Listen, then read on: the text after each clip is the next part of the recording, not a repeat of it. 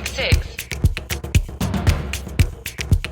We are delighted and indeed honored to be joined on the 966 by His Royal Highness Prince Turki Al-Faisal Al-Saud. Prince Turki is, of course, former head of Saudi Arabia's General Intelligence Directorate for 23 years, former ambassador of Saudi Arabia, first to the United Kingdom and Ireland, and after that to the United States, co-founder and trustee of the King Faisal Foundation, chairman of the board King Faisal Center for Research in Islamic Studies.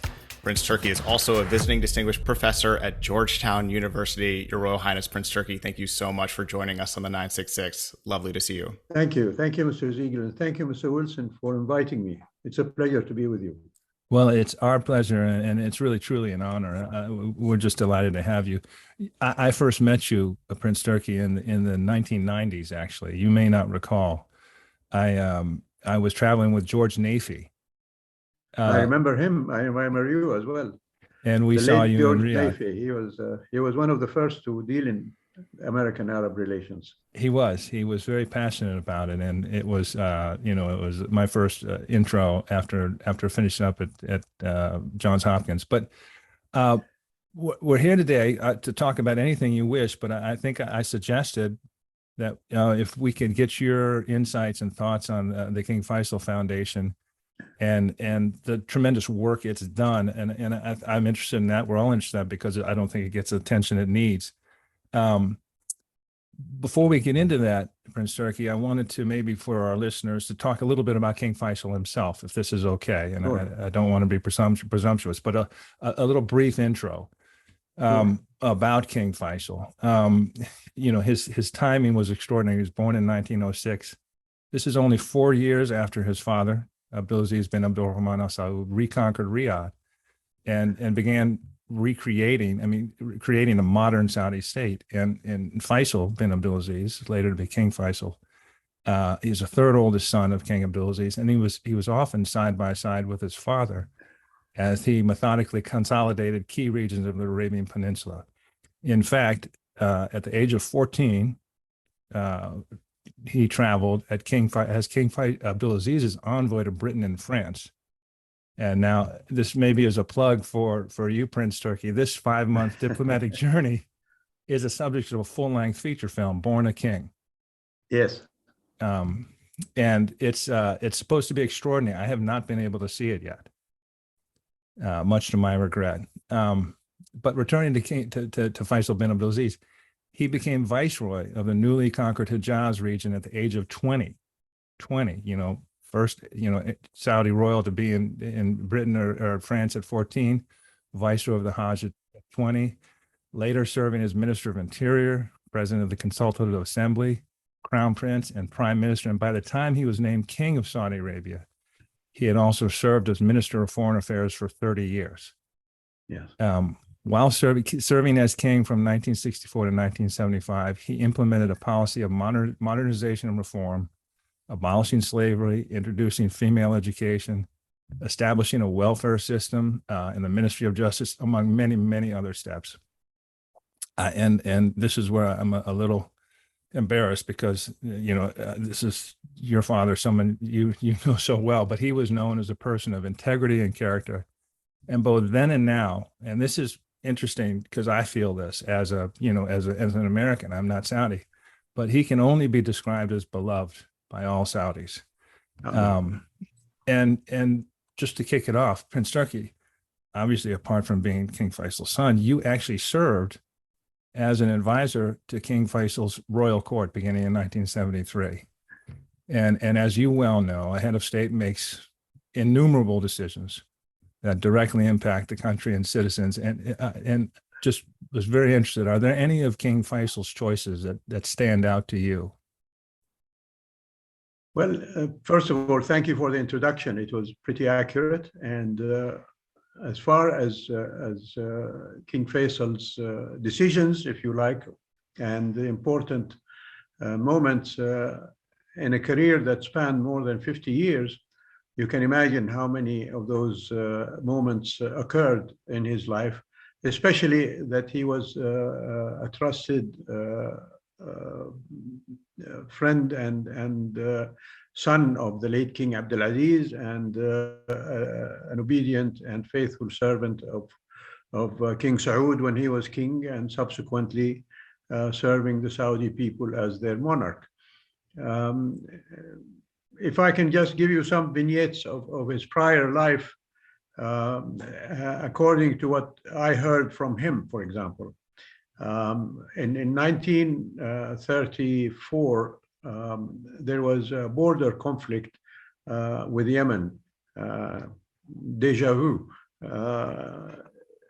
And at that time, the Imam of Yemen laid siege to Saudi territory in the south of the kingdom bordering Yemen.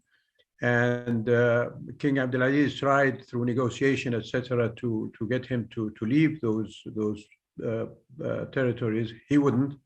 So a war was declared. And my late father was commissioned to lead an army, one of two armies. His army was supposed to go to Yemen through the coastal road bordering the Red Sea, and the other army was to go from the interior against the Imam's forces. He managed to enter Yemen through the coastal route and reach the city of Hodeidah. Again, déjà vu. And we found it empty of the Imam's forces because they had lost several battles on the way when he was reaching that stage. But on the coastline in front of Hodeidah, three military ships were moored. One was British, one was Italian, and one was French. Each one of them was observing, of course, the events between the Saudi and the Yemeni kingdoms at that time, and each had interests in the Yemen. The British captain came ashore and saluted my late father and said, I would like to get your guarantee for the British citizens' lives in Hodeidah. And my father told him, be reassured that there will be no harm against them. And so he saluted and left back to his ship. The French captain came ashore and equally asked for reassurances for French citizens in Hodeidah, and he was given those assurances and he left back. The Italian captain came ashore and told my father, according to my father's words, if I can remember them correctly, we have Italian citizens here and we're going to send a party to protect them. Now that, of course, meant some kind of threat to the sovereignty of the presence of Faisal bin Abdulaziz in Hodeidah. And so there was a standoff between the Saudi forces and the Italian forces.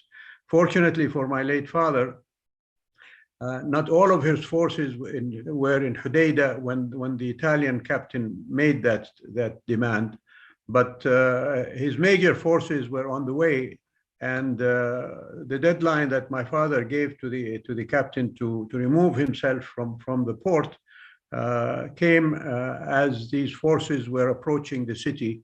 And so sheepishly, if I might add, the Italian captain, turned around and went back to his ship.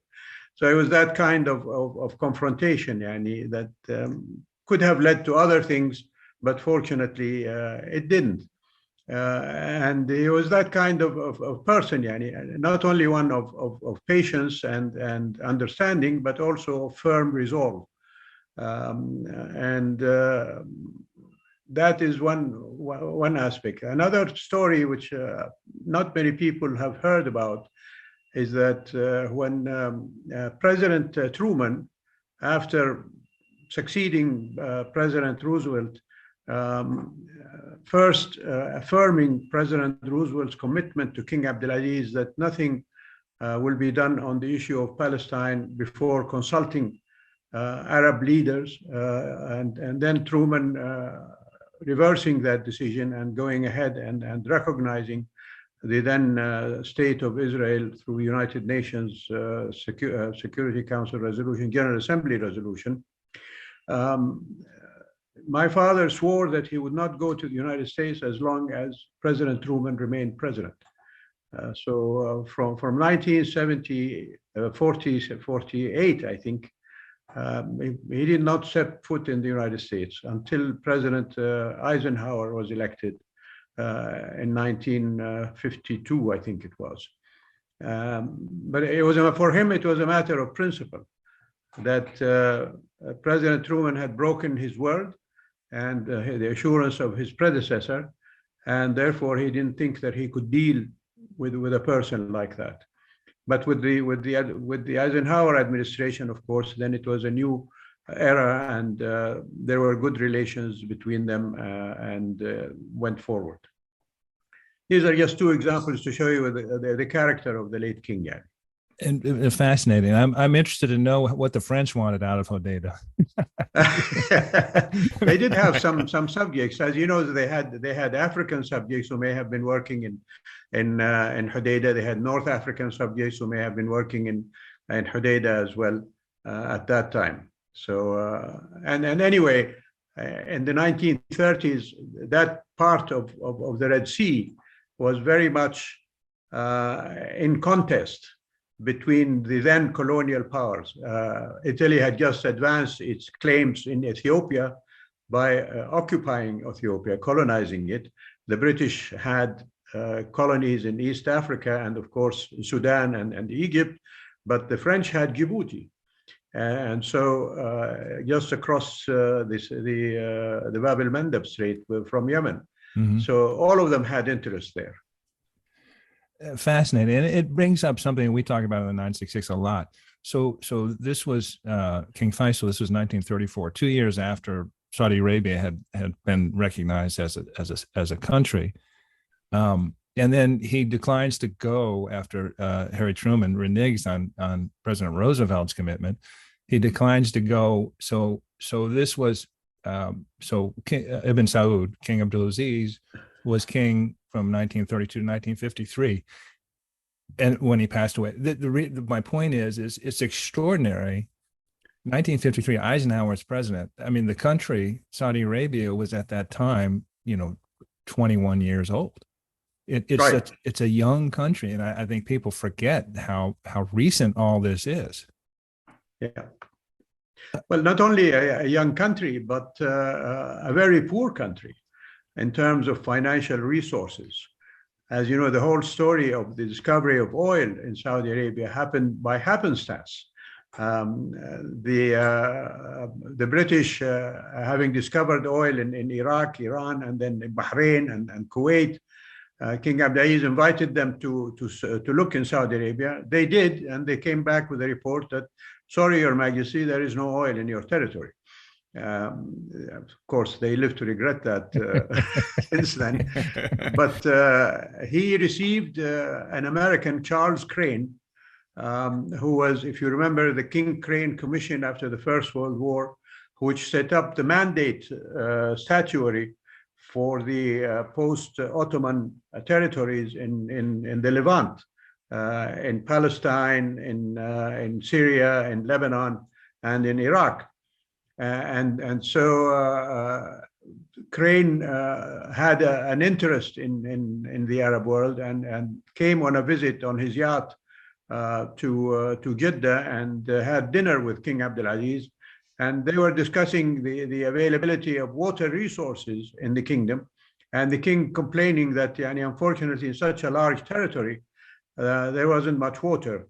So Crane offered to send a geologist that worked for one of his companies to look for water in the Arabian Peninsula.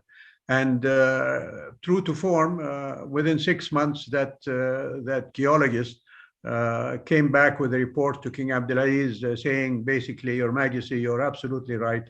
There are not many water resources in your kingdom, but there may be oil. And meetings were set up with American oil companies at the time. And the British advisor of King Abdulaziz, John Philby, was instrumental in getting some of these companies to come to Saudi Arabia. And after searching for a few years and digging empty wells, if you like, and so on, finally struck oil in 1937, I think, or 38. And history goes on from there. Yes, the kingdom was very poor in 1953, still after the war coming out, and much dependent on goodwill and friendship of the United States, which was growing because of these interests in oil and other resources in the kingdom. We had Reem Philby, who was the granddaughter of Harry St. John Philby, on a recent episode for their Heart of Arabia expedition. We were talking about how he let down his British masters by recommending King Abdulaziz go with the Americans on the oil concession. Absolutely. You know, Philby had another infraction with the British. They actually imprisoned him during the Second World War in India because he was opposed to the war. He was a peacenik, if you like, during the Second World War. So he didn't have much love between him and British authorities. Can we turn, Prince Turki, to the King Faisal Foundation, which was established in 1976? Can you tell us the origins, and whose idea was it, and what was the thinking when you founded it?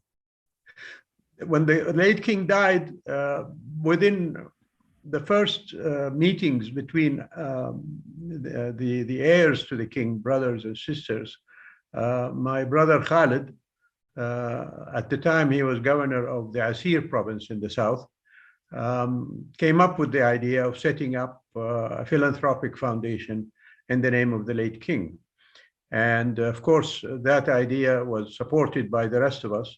And he and I, within a couple of months after that, took a trip to the United States to look at the work of American foundations. We visited with the Rockefeller Foundation, the Ford Foundation, the Mellon Group, some of the prominent, well-known entities in the United States, and in order to see how they operated and to get a feeling for what to do next. It was a very informative trip for us to see how the philanthropic work, particularly in the United States, was undertaken by these important foundations, and came back with recommendations on how to set up the foundation. And basically, we took off from a vision that the late King Faisal declared in his last interview before he died, a day before he died, given to an American television station. The reporter asked him, "How do you see Saudi Arabia in 50 years' time?" And the late king replied to him, "I see Saudi Arabia as a wellspring of radiance for humanity." So, if you like, this is the vision with which we began to work to set up the foundation. And of course, the financing of the foundation is totally from the inheritance of the late king, whether it was lands or money or other interests that he had. And alhamdulillah, and it's been prospering since then. But it was set up for several reasons. One, of course, was to concentrate on exposing the rest of the world to what Saudi Arabia is, and that by engaging with other institutions, setting up a research center, the King Faisal Center for Research and Islamic Studies, to engage in an academic sense, but also in a think tank way, on getting studies and research fellows and doing all sorts of activities with similar organizations throughout the world, and inviting research fellows to come and do their work in the kingdom. And the other part of the foundation was setting up the King Faisal International Prize, which gave prizes in various disciplines, progressively growing into 5 disciplines: service to Islam, Islamic studies, Arabic studies, science, and medicine. The other part that the foundation concentrated on was developing educational institutions. And now the foundation, after so many years, has under its aegis, if you like, 2 universities and schools for boys and girls in Riyadh. And the universities, by the way, both of them were some of the first institutions in Saudi Arabia to go co-educational after the government went co-educational. That is how the work of the foundation is concentrated on these 3 aspects of life in general. Yeah.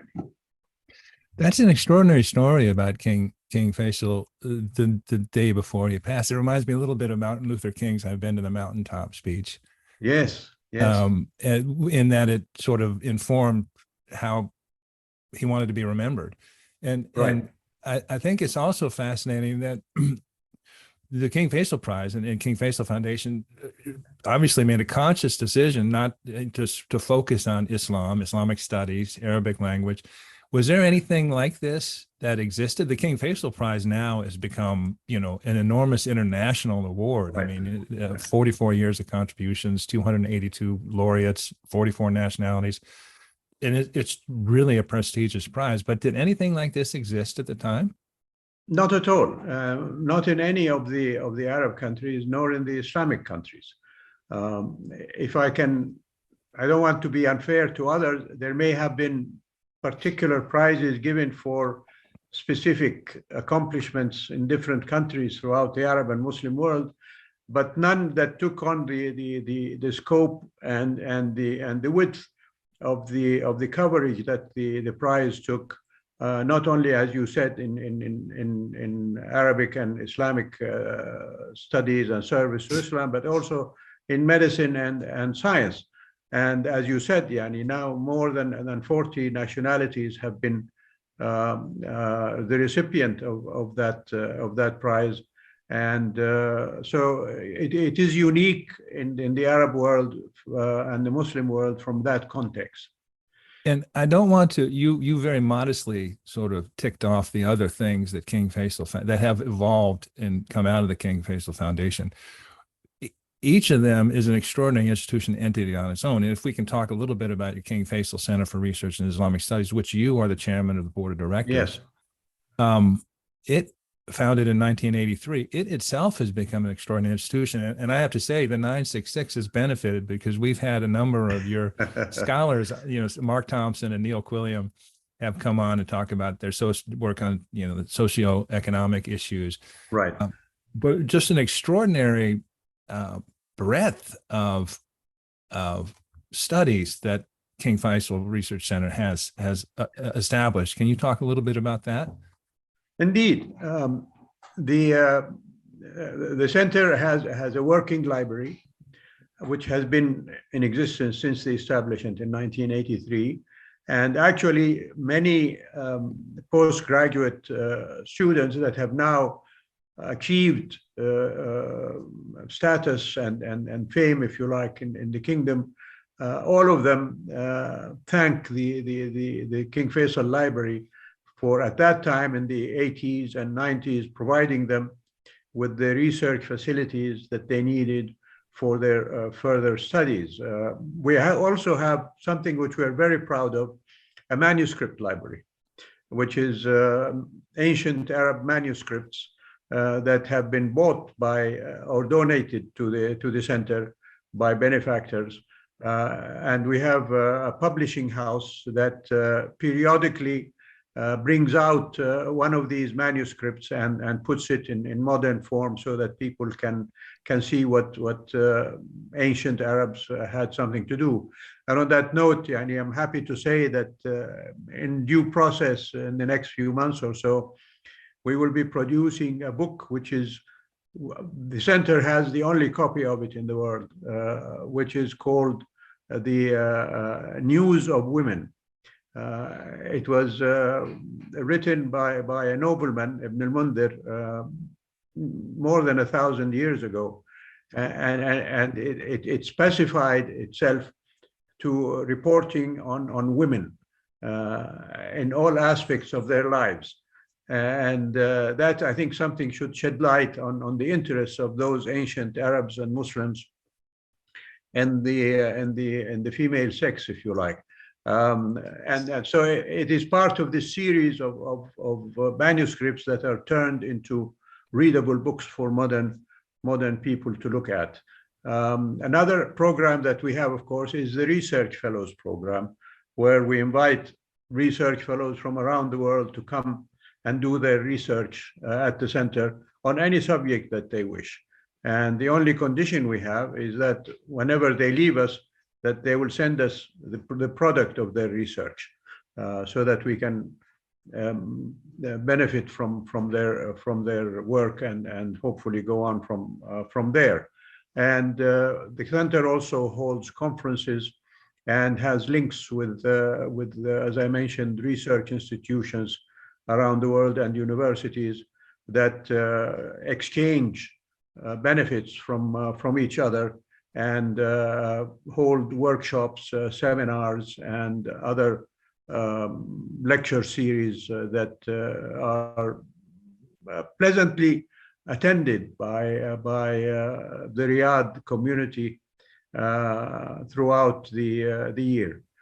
So these are just some of the things that the center does in our work to fulfill the vision of the late King Faisal. Well, it's a boon to us, and as you're aware, we, in addition to the 966, we also publish the Susuk Review, which is a leading daily newsletter on Saudi Arabia, constantly citing King Faisal Center.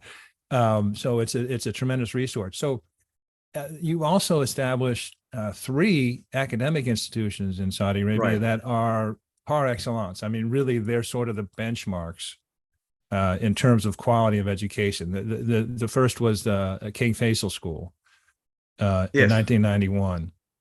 And I guess that was, again, at some point, the trustees got together and said, well, what are we doing next? Right. and it's, so the King Faisal School was next. And what can you tell us a little bit about the King Faisal School? Indeed. The late king and my late mother established, before I was born, a boarding school in Taif called the Model School, Al-Madrasa Al-Namudajiyya, which housed students from around the Hijaz, because Saudi Arabia communications then were very difficult, but also there were some members of the royal family from Riyadh as well, along with the sons and daughters of the late king in its confines. Unfortunately, the female side of that school never got off the ground because the people at the time refused to send their daughters to study. So my sisters did their studies at home. But we, the boys, were sent to this school. I was 5 years old when I went to this boarding school to join my older brothers. And it's in Taif. Taif, as you know, is a hilltop city near Mecca. And the school survived until just, I think, a couple of years ago, when it is being now remodeled and so on. But it was the first institution, if you like, of that sort in the kingdom. When we all left and go to study in America, my brothers particularly and I, the school continued to offer its services to the community in moving from Taif to Jeddah. So when we at the foundation thought about where we should go next, as you referred, we're sitting there in our board of trustees. What do we do next? My late brother Saud suggested that we reconnect with the idea of the model school in Taif and establish a boys' school at the time, which we did. Subsequently, 3-4 years ago, I think, or maybe 5 years ago, a girls' school was equally established along the same model as the boys' school. But after that, in another session where we said, what do we do next? My late mother actually had the idea of setting up a university for women at the time when, this was more than 15 years ago. There were state institutions that provided education for men and women, but no private institutions did at that level. So the Queen Ifat University began and had the #1 license for private education for women. I think then, having decided to do that in Jeddah, the Board of Trustees also thinking of what to do next. My brother Khalid suggested that we do another university in Riyadh, so that the people of Riyadh don't get jealous from the people of Jeddah. And sure enough, the Al-Faisal University was established in Riyadh. And now, as I mentioned, they're both co-educational and providing various disciplines.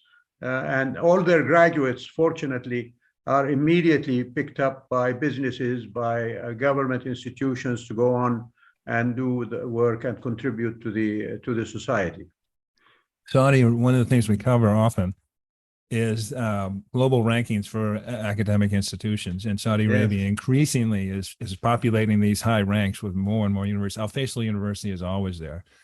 I think it should be noted that the first, second, university established was the first women's college, and that's important.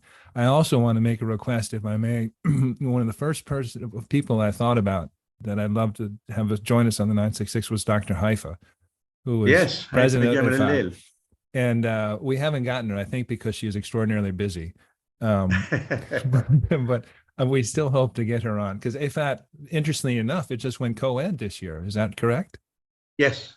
So the first women's college is now admitting men. So let's not forget where we came from. This was the King Faisal Foundation, established in 1976, and all these independent, sort of vibrant, thriving entities have come off of that. And it's just an extraordinary legacy. And I have to think, that you and your brother Khalid and all the sons and those who are part of the trustees of the King must be very proud of what's been accomplished. Alhamdulillah, yeah, we are proud, but I think we still feel that there is still more to do, and future meetings that we're going to have for the Board of Trustees will equally say, what do we do next, Danny? And that is something I think that is within the range of the late King Faisal's view of the world. And you must continue to contribute. A well of radiance for humanity has very broad implications for anyone adhering to it. So it is not just an issue of Riyadh or Jeddah or borders around Saudi Arabia, etc. No, but it is the concept of serving humanity in general. So this is something I think that the foundation is very much committed to.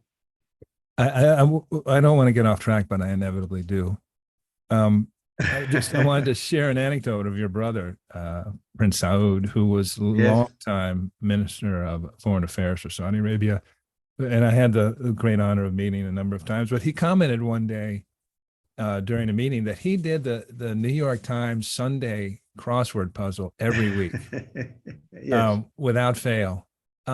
But back to your trip, you went off to Lawrenceville School at 14, so at the same age your father was sent off to Britain and France. With different assignments. Different assignments indeed, but it have to be extraordinarily challenging and quite a change. I mean, that must have been quite something for you to go off to the U.S. And thank goodness you came to the U.S. because it started that relationship. But can you tell us a little bit about that experience going off to Lawrenceville? Sure. Well, I followed my other brother. I was the youngest brother. So my older brothers went ahead of me. And there's a story behind why the United States was the recipient of the Faisal boys, if you like. My late father had a very close friend who worked for many years for the Saudi delegation at the United Nations. He was the permanent representative of Saudi Arabia, but he was originally from Lebanon. And when we were coming of age, as it were, and my father was thinking of expanding our educational horizons and so on, he contacted his friend and told him, you know, I would like to send my sons abroad to study, and I was thinking of sending them to the American University in Beirut. His friend immediately responded to him and he said, look, if you want to turn your sons into Baathists and communists, then send them to the American University in Beirut. So they agreed that we should, my father should send his sons to America. And because this gentleman was in New York, he was designated as guardian for them. And they chose a school, a prep school in the city of Princeton, where another Lebanese was living, who was a professor, the director of the Near East Studies Center in Princeton, a famous Lebanese-American professor called Professor Philip Hepti, who had produced the seminal work, if you like, on the history of the Arabs that was taught in many schools, in all of the educational institutions in America for many years. And he was also supposed to keep an eye a little bit on my brothers from the Hun School in Princeton. My first year in America, actually I was 13, not 14, I joined my brothers at the Hun School for 1 year to learn English and to get acquainted with school life and so on. The very next year, though, I was shipped off to a nearby school called the Lawrenceville School, another prep school just outside Princeton. And that's where I did my pre-university studies until I graduated from there. And then on to Georgetown, where you are a regular visiting professor. Yes. I fortunately each winter it seems you're here teaching. Is it the same course or is it a variety of courses? Well, it's not a specific course. It's mostly I get invited by the resident professors to talk to their classes, and I spend a period between a month and a month and a half attending these classes and talking about the subjects that the students are interested in, whether it is history, economics, social affairs, etc., about Saudi Arabia particularly, but the Arab and Muslim world in general. The King Faisal Prize, I mean, it dates back to when the reporter asked King Faisal how he saw Saudi Arabia in 50 years' time. And you mentioned this already. I see Saudi Arabia in 50 years' time as a wellspring of radiance for humanity. How do you see Saudi Arabia in 50 years' time from today? Well, you know, I think my father's vision is coming to life. The kingdom's development since he died, it's nearly 50 years since he died now. So basically, we're coming to the stage where his vision is coming to reality.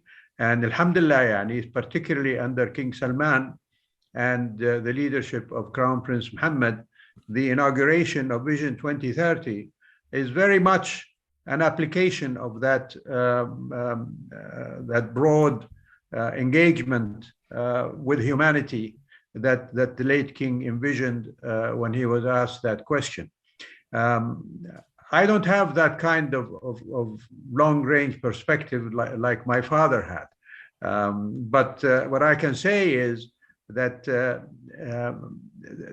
the kingdom is in a much better place to provide the intent of being radiance to humanity now than it ever was even during my father's time.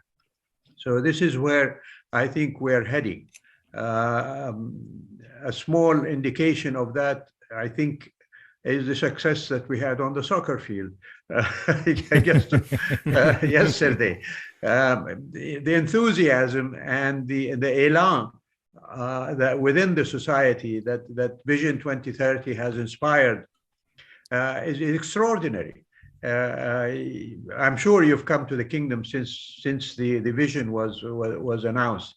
I remember Prince Mohammed being asked in 2016 when he launched the vision how he saw Saudi Arabia in the future, and his answer, if I can correctly quote him, was, "In 5 years' time, Saudi Arabia will be completely different," and he's been true to his word.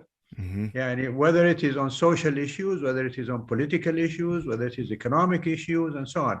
And just an example of that, the world went through a horrific pandemic in the past few years that affected all of humanity and basically humbled humanity into accepting that it is vulnerable. No matter how successful it was in terms of science and so on. And in terms of economics, all countries around the world suffered enormously, as did Saudi Arabia. But because of the actions of the government during the pandemic, coming out of the pandemic, as an example, in the G20, Saudi Arabia has the highest GDP growth rate among the G20. This year is going to touch, I think, 10%. Mm-hmm. So that is something that gives us pride that we managed to face this challenge of the pandemic, and yet we were able not only to face it, but also to come out strong from it. Mm-hmm. And that is something I think that other countries are looking to the Saudi Arabia now to see why it is that Saudi Arabia has managed to do that. And alhamdulillah, it is not a question of pride as much as it is a question of thanking God for the opportunity to do that and being able to implement what was envisioned in Vision 2030 when it was first established in 2016. No, it is something to be proud of. We've talked about the resilience of Saudi Arabia. And I think it's interesting, too, since we're talking about King Faisal Foundation and its commitment to education and research, a lot of Saudi Arabia's success was because they followed the science. Yes. And that was an important part of, how they approached this challenge, and an important reason I think they came out of it so effectively. And by almost every metric, one of the top countries in the world in terms of managing this crisis. Mm-hmm. Yeah, so you set the stage perfectly for my next question. Saudi Arabia is now an emerging power, increasingly an economic power in the region and globally. That affects the U.S. Saudi relationship, and you have tremendous experience in the U.S. Saudi relationship, obviously. Looking forward in the years to come and the decades to come, what are the foundations of a strong U.S. Saudi relationship that benefits both sides? Well, the kingdom has been in a relationship with the United States over 80 years. I mentioned how things began initially in the 30s.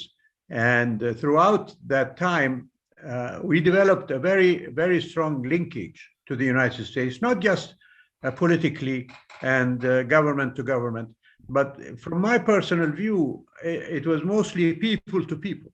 Mm-hmm. And when Americans came to the kingdom in the 1930s, 40s, and 50s, they came with their kids and their wives and developed a lively community of Americans that even today sends Little League baseball players to be in the American competition for the championship of Little League baseball players. And within Saudi Arabian borders live more than 80,000 Americans spread all over the kingdom. On the other side, of course, we have our student population, which has been consistently growing since the 1940s, when our first students were sent to the United States, into a community of today, I think something like maybe 60,000 Saudis living with their wives and children and so on in America, acquiring skills and know-how, etc. If I can give it a measure, in the last 30, 40 years, more than 500,000 Saudis went through that program. So you can imagine their impact on the kingdom when they came back. And fortunately for us, 99.9% of them have come back. They didn't choose to stay in the United States and then do their contribution there, but rather they came back to contribute to the development of Saudi Arabia. So that is really the fiber that holds the two countries together. Politically, of course, we've had our ups and downs. I mentioned one of them, the issue of Palestine, and President Truman reneging on President Roosevelt's promise, even his own promise, which he assured King Abdulaziz on, that led, for example, in 1973 to the oil embargo, when America took sides in that conflict, providing Israel with its needs, military hardware and so on, etc. We've had other issues in the meantime, but we've always come out strong because of that linkage that brought us together. And I think more recently, of course, we've had the issue of disagreements on OPEC plus decisions vis-a-vis oil production. But I think now we're in the process of getting over that. Two things have happened since OPEC plus created such a big, if you like, bubble of resentment or condemnation or estrangement from the kingdom, not just by the administration, but equally, I think, rather divisively, the media, the American media. The two things that have happened is that oil prices have not gone up, as had been expected because of the cut in the production. And secondly, the Democratic Party did rather well in the by-elections they had in America, where the concern was that the decision to cut oil will have an impact on that election. So these two things, I think, have calmed things down a bit, and the rhetoric now is more of engagement rather than of disengagement. And I was at the Manama Dialogue Conference just a couple of days ago, where American officials, from politicians and bureaucrats to military leaders, reaffirmed the closeness of the relationship between the United States and Saudi Arabia, and the need to strengthen it, because we have common interests together, whether it is fighting terrorism, whether it is meeting the challenge of a very, very destructive and disruptive Iranian policy in the area, whether it is the issue of economic cooperation for the benefit of humanity and making sure poor countries don't suffer from issues of oil price rises or depression, etc. All of these things bring us together, and peace in the Middle East. That has been a constant refrain in our relationship with America, and America has confirmed its presence. You remember when Mr. Biden visited Jeddah, he said it plainly: "We're here to stay. We're not leaving you guys." So that was very reassuring, and I think that is something that was needed to be said by the president when he said it. And it brought a bit of calm to there was a lot of talk about America turning to Asia and disregarding what's happening in the Middle East. Basically, America cannot afford to leave the Middle East. You've got too many interests at hand, not just economic and business interests, but also political. You have the advancement of Russia in the Middle East, in Syria, and in other places in the area here. You have Iran's extraterritorial ambitions, which extend from Iraq all the way to the Mediterranean, and including Yemen in the meantime. So all of these issues bring us together. And happily, I think all of us are recognizing that not only do we need each other, but we need to work together, which we have done in the past, yani, to the benefit of both countries. If I may add, you point out that I call it a firestorm after the OPEC Plus meeting. Okay, that's a better word than the ones I use. And there was a little hiatus there. Fortunately, this is October 5. The decision to the November elections. Congress is mostly out of session until January. So, and you point to two things: the oil prices have been moderate, and the elections went a certain way.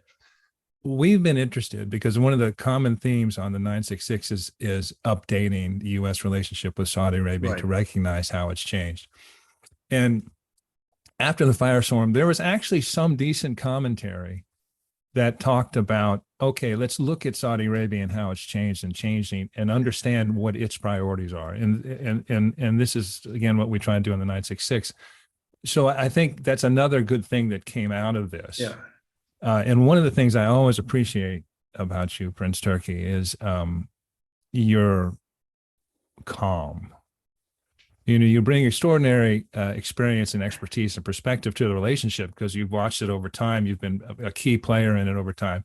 But whenever I hear you speak, you say, "Okay, slow down. Let's look at the fundamentals." I agree with you 100%. It's a people-to-people thing.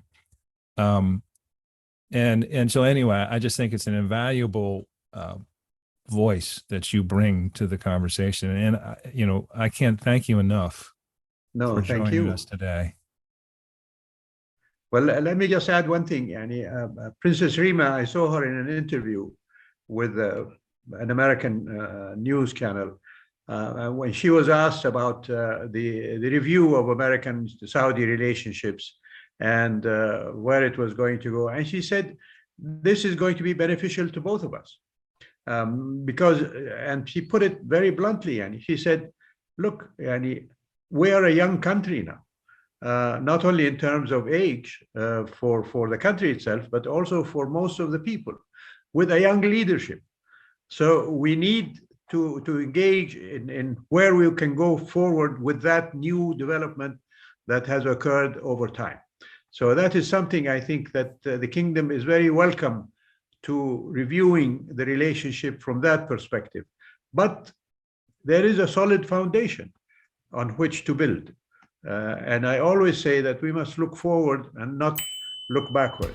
There is much still to do with each other. And I thank you for the opportunity to speak to you and your listeners and viewers. His Royal Highness Prince Turki Al-Faisal Al-Saud joins us from Riyadh. Prince Turki, thank you so much. This was wonderful. Thank you. Really appreciate it. Thank you, both of you. Thank you.